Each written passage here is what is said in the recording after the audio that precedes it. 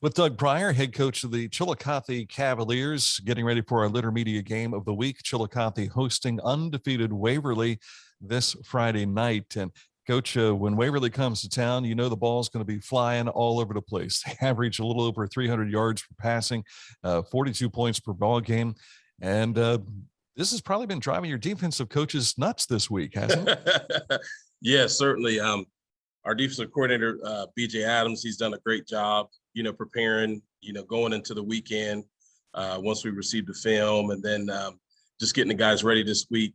Obviously, there's many things to prepare for. When you talk about the formations, the motions, and to top it off with the passing game, they have a very strong running game as well. So, and we know they're going to play hard, and they're fundamentally sound. I thought, I know they were replacing a lot of offensive linemen this year from what I heard, but it looks like they're not skipping a beat up front. The guys look very, very well, very polished up front. So, we're looking forward to an extremely competitive ball game.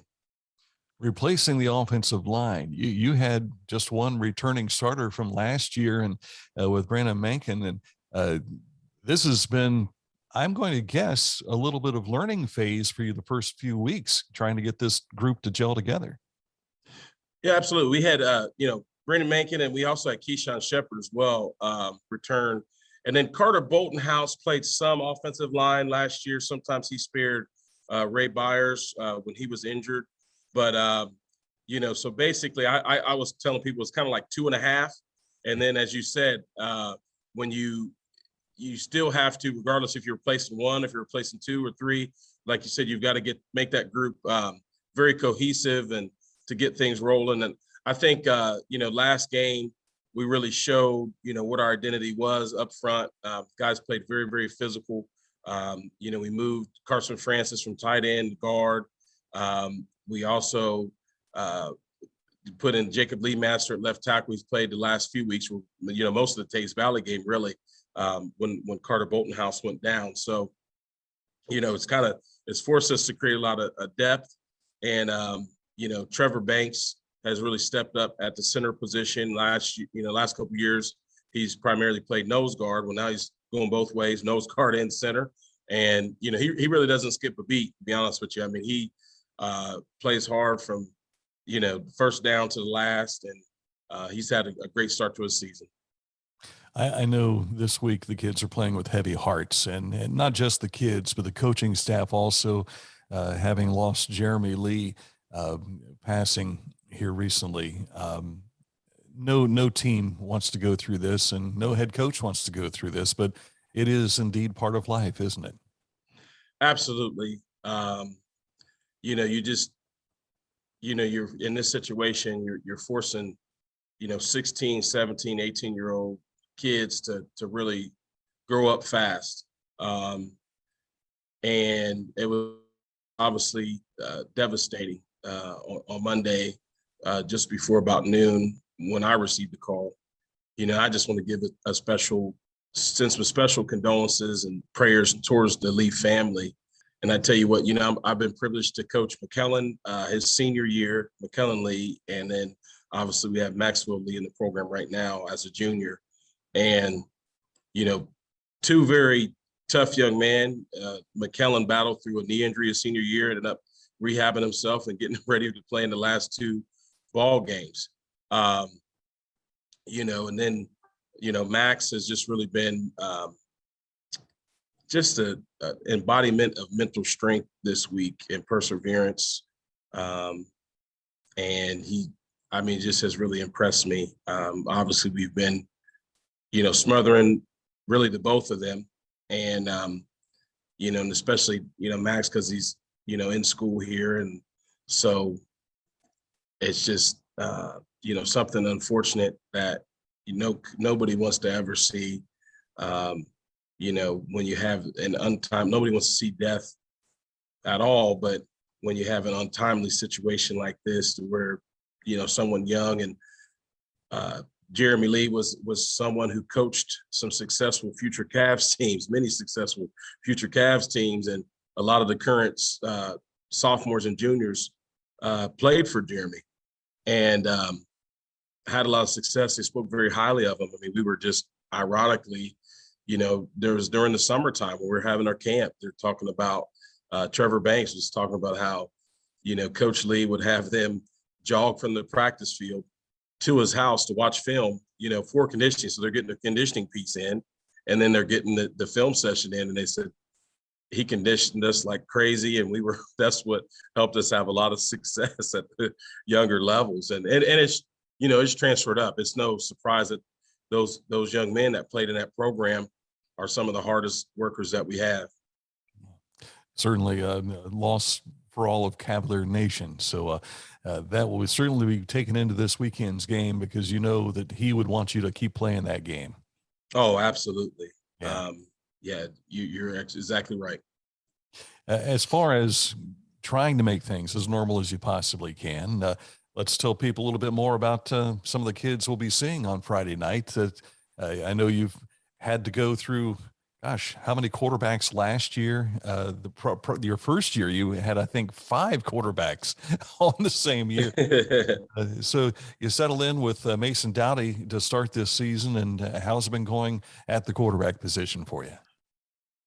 Mason has done, for a first-year starter, full-time starter. He was able to play in a few games early on last year when we were still trying to, figure things out. And as a junior now, I mean, there's really no holding back, and he is, really thriving. Last game was a really, he hasn't been asked to throw it a ton, but once we were able to go back and get him on the sidelines and reevaluate some things, and I think he was able to settle into what his identity is going to be. I mean, obviously he has a big, strong arm. The biggest thing with him is like, Mason, you've got to realize to try to use those check downs, when the home run's not there. And he started to do that last game, and he had a lot of success, which, quite naturally helped us have a lot of success offensively. And, so we're really excited about him. And I think he's a very focused leader. And, I'm expecting this to be a season where each game he gets a little bit better as far as his development, and just his, I don't think he lacks for confidence. I think it's just a situation where he just got to get the experience. We lost the second scrimmage, and so that put us behind a little bit. We played a quad scrimmage, but by the time we got to week 1, that was 2 weeks away, so we didn't really have the game speed under our belt. So I mean, this is almost like us going into a week 2 ball game. Last week was kind of like against a week 3 ball game. Last week was more like the week 2 ball game, because we were still kind of trying to figure things out. And I think last week we really found our identity of what we're going to be. And to look at the first 3 contests, Tays Valley, you had a slow start. You started coming on the second half. Wheelersburg, you were right in that ball game into the last few minutes of the contest, and the wheels kind of fell off a little bit there. But then you managed to right the ship this past weekend. So you got to have some confidence going into this game Friday night. Absolutely. The guys realize, if you put 4 quarters together of good, sound football, sticking together, just been on them about just sticking together and being patient within the offense. The defense has played outstanding for 3 weeks. No disappointments there at all. Offensively, again, like you said, you're trying to work in a new quarterback. We've had some changes up front. We've had some injuries. We have some new guys stepping in. So quite naturally, there's going to be some growing pains. But I think last week, we really, started to reveal our identity, as I keep saying. I know I keep repeating myself, sound like a broken record, but that's something that you definitely can build on. And obviously, Walnut Ridge, they're a younger Walnut Ridge team. They're not the typical Walnut Ridge team that, the year before they were city champs. I think the year before that, they made won a playoff game or 2, and perennially in the playoffs within the last, 5 or 6 years. And it would usually come down to them and Marion Franklin in that City League South. And so I know they went through some turnover, excuse me, as far as experience, and we capitalized on that. It was a great game for us to work on a lot of things. Once we could get it going, we started a little bit slow offensively in that ball game as well, which is disappointing. But what was encouraging was that the guys stuck with it, and here it is, a 9-0 ball game at halftime, and we're thinking probably as coaches, you're a little bit frustrated, but the players were starting to realize, okay, there were some things that we could have executed a little bit better and fixed, and we're going to fix it second half, and then we started to get things rolling. Well, when they see it start coming together, that gives them more gumption to go for the next level. So, yep. Touchdowns and wins help a lot. You may have felt like you were focusing on looking for an identity, but that just tells me that you've been looking for it and you found it.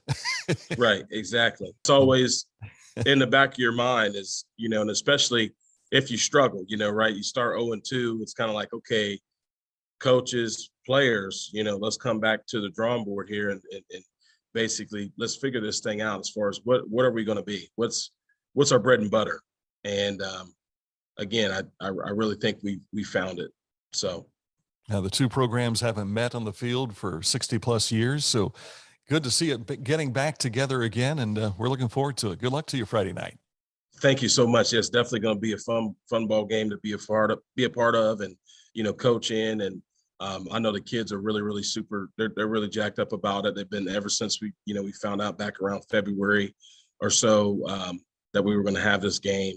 The kids just, couldn't stop talking about it. So it's finally here, and we get a shot at it. So we're excited.